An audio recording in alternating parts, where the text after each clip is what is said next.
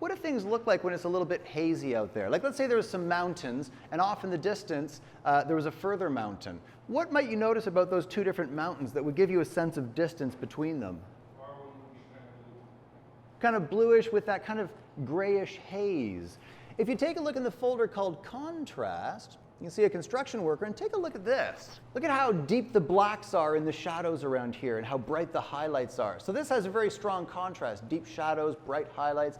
But then look at the Chrysler building behind him. Suddenly the contrast is washed out a little bit. And then, way back here, it gets really faint. You might notice that with mountains that kind of go off into the distance. The first one will be fairly crisp and high contrast, and the next one will be a little bit grayish, and the next one behind that a little bit more, and you really get this sense of distance.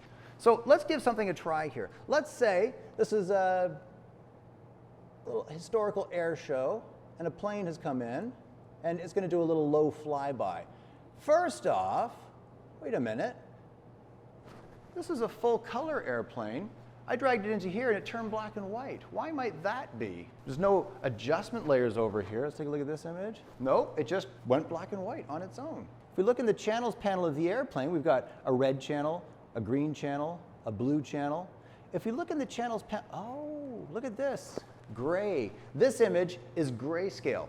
This image is RGB. When you take an image, a layer, any kind of content from a color image and drop it into a grayscale image, it has to lose all of its color channels. So it basically just desaturates itself. Now, if that's not what you were looking for, like let's say you cut out those flowers in the color image, you had the red rose and the green leaves, and you drag them into that new document that you're going to be publishing in the newspaper in black and white, and suddenly, again, that red rose comes out the same shade of gray as those green leaves. Do your black and white conversion first, then drag it over. Because if you just drag it into a grayscale document, it simply desaturates it, and you don't have a lot of control over it. Now, this plane, let's say we want it to look like it's kind of in between. It's about to kind of do a little flyby on the side over there. Except, look, it's got the same contrast as the worker up here. What could we do to make that airplane look as though it's further away? What about its contrast? What do we got to do to its contrast? We've got to drop it, don't we? So let's give that a try. Now, it would probably be closer to him than the building, so the contrast may be a little bit in between. So look at the blacks in the building here. Look at how deep the shadows are. Not very deep. Fairly deep up here. Let's throw on an adjustment layer. What could we use to put some grayish into those shadows? Watch this. If we throw on a levels, if I use the middle slider, oh, wait a minute, this is affecting the entire document. I only want it to affect the airplane. What do I do about that? I'm going to clip it. There we go. Look at that. This little icon appeared, this little triangle appeared, little arrow is pointing to the layer directly below. All right. Now, I can lighten and darken the airplane, but I'm not trying to lighten it, am I? Look at that. The blacks are still just as black as they were. So simply making it lighter isn't going to do it. What if I grabbed the black point and pulled it inward? Wait, is that the right black point? What about the output level? Basically, you're saying, okay, what used to be black, what used to be 0 on this airplane, let's pull it up and make it a lighter gray. So if we wanted to have something in between this building and that building, I'm just going to grab that output level and just visually slide it up until it looks like it's sort of in between. Now, what else could still be wrong with this? Look at how sharp this is compared to, say, the buildings in the background, even the foreground. So I don't think it's a depth of field issue. You can see he has a certain softness to it. He's actually a little bit softer than the background, so I think the camera is focused on these buildings back here. But that airplane is way too sharp. Should we give it a bit of a blur? I think we probably should. I'm going to hit it with a filter, blur, Gaussian blur. And if you want this, guys, to be a little bit less destructive, like if we blur this, it's pretty much permanently blurred. If we convert this, though, into a smart object, if I right-click and choose Convert to Smart Object. Anybody know what a smart object is? It's the same layer. If I convert this to a smart object, it looks exactly the same as it did, but look at this little icon that appeared. This is a smart object. So basically, Photoshop is going to remember all of the pixel information about this layer. If I scale it, let's say you're doing a layout for a brochure or a business card you're going to make. So you throw something in. You don't know, do I want it to be a large background element or do I want it to be a small icon in the corner? If you scale it down, you're going to lose information, aren't you? You're going to throw away a bunch of extra pixels to make this tiny version. And then if you change your mind, you go, well, let's scale that back up. Is it going to look as sharp as when it was originally large? No, you'll have thrown away a lot of information, and then you'll be stretching up whatever was left. But by converting it to a smart object, it remembers all of the original pixel information. You could scale it down so it's like only 3 pixels wide. And then when you scale it back up, it'll remember, oh, this is what it looked like when it was large. There's a couple ways. You can go to the little pop-up up here and choose Create Smart Object, or you can right-click on the name. So you've got Convert to Smart Object. And then if I do a blur, Filter, Blur, I'll hit it with a Gaussian blur, and not much. I want to match the overall sharpness of the background, so maybe like, I don't know, a pixel or so. But because it's a smart object, it means we can go back in and make changes to the amount of blur later on. So you can see there, instead of blurring the layer, it's added a smart filter and a Gaussian blur. So we've matched up the contrast, we've matched up the sharpness. The only thing I'm seeing now is the noise in the image. Do you guys remember the process for adding a little bit of noise? Now this is interesting. Look at this. I want to make a new transparent layer to add some noise to this. And if I only want it to affect the airplane, I need to clip it to the airplane, right? Otherwise it would add noise to the background. So I'm going to have to clip this new transparent layer once I create it. Now look at this. I've got a levels adjustment layer that's clipped to the airplane. The airplane layer is selected. Whenever you make a new layer, it always appears directly above the currently selected layer. And since the currently selected layer has a clipped layer to it, watch what happens. Because this was clipped to the layer 1, when I created that new layer, it was in between and is therefore already clipped. So that saved us a little bit of time there. I'll just fill her with that 50% gray. Set her to a soft light blending mode and hit it with some noise.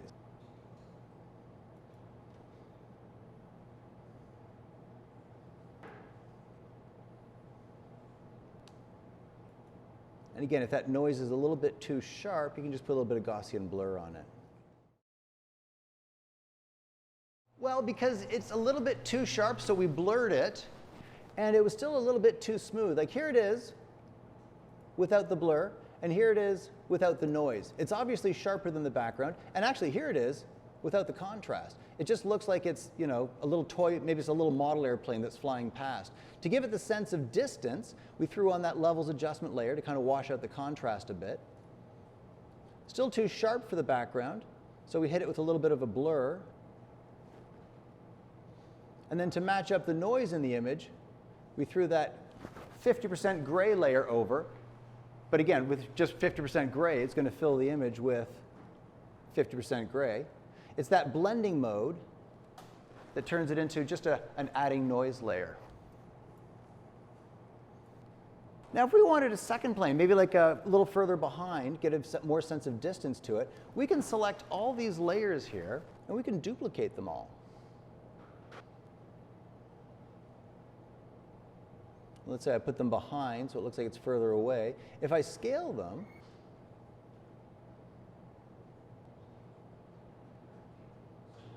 guys, something to keep in mind, if you're moving things around, I originally moved this plane so that it's behind the one in front, and I had, on my Move tool, Auto Select turn on. When I tried to move it, look at what happened. With Auto Select, ideally, you click on a layer, and it selects that layer. In this case, when I try to move the plane behind, look at that. It grabs the layer, the noise layer of the plane in front, because it's looking through the stack and it's grabbing the first thing that it sees. So if you're trying to move the plane behind, select it in the stack and turn off Auto Select Layer. Then you can move it around. Now, if that plane was farther away, its contrast would be even lower, wouldn't it? And since this is the layer I used to add the contrast, I can just double-click, grab that black point, and pull it up a little further. Now, when you're compositing yourselves into the image, one of the things you want, one of the things you're going to be graded on to a certain extent, is your interaction with the environment. Does it look like you're actually there interacting with things? Now, this plane here, if it was off in the distance and it was behind this guy, would you see its wing in front of him? Maybe if it was really tiny, just like a little drone thing, with no contrast. No! What should we do to make it look like this plane is behind that guy? In front of it. So there's a couple ways we could do that. In this case, probably the simplest way would be to put a layer mask on the airplane and simply hide it where it crosses in front. And again, watch out for soft edges. Remember, there's never any hard edges in a photograph. There's always going to be that soft transition edge, and you have to match that up. So make sure you choose an appropriately sized brush. If the brush is too large, you're going to get this weird kind of partly invisible wing, and then partly visible where it crosses over. If it's too hard, if you have too small of a brush, you're going to have this really defined cutout edge. So you want to make sure that you're not using too hard of a brush or not too soft of a brush. Again, if it's too hard, you get that really cut out sort of look. So by using a soft brush of an appropriate size,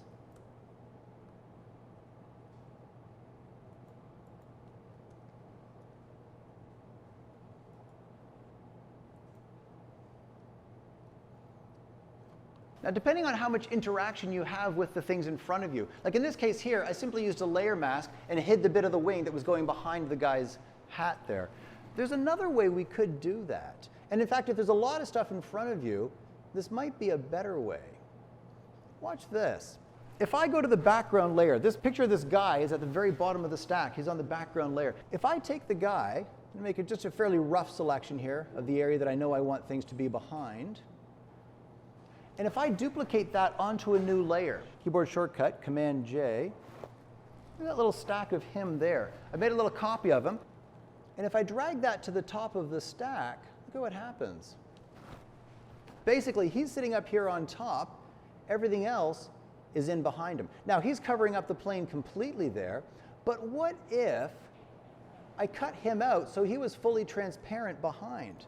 So let's say I gave him a layer mask, took a paintbrush, and just like we did when we cut out that flower around the girl's neck, when we cut out that orchid flower as well to add to the donut, we'll just cut out around this guy.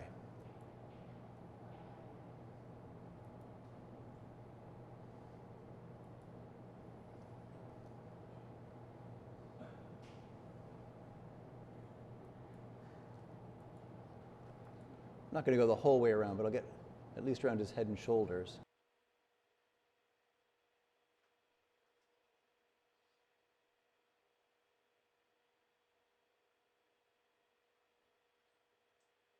So I've selected all the way around the outside of the guy here, so I've got that whole background area that I want to become transparent. And this test stroke that I did apparently looks like the tassel on a fez, but anyway. I'm going to take my magic wand tool, select the inside. What was the next step? Look at that. I selected the area that I want to become black to hide that background. It selected it, but there's a little fringe there. What do I do about that fringe? I want to expand it. So I'm going to go under Select, because I'm doing something to a selection. I need to modify it in some way. And I'll hit Expand, and I'm guessing, let's try 5 and see what happens. Hit OK. Oh, what a guess. Look at that, right into the center of the black. And then Edit, Fill, and for Contents, I'm going to use black. Deselect. And there's the guy just hanging out with transparent. But once I turn on all the other layers, now, look at that. The plane is behind him again, but this time I can take that plane and put it anywhere I want behind. OK, that's creepy. There we go. So by making a copy of the background, or whatever it is that you want to be in front, and putting it at the top of the stack, it essentially becomes the foreground. And it's basically just itself, whoops, sitting over top, and as long as it's in perfect alignment, you've got this nice little gap in behind that you can drop things into.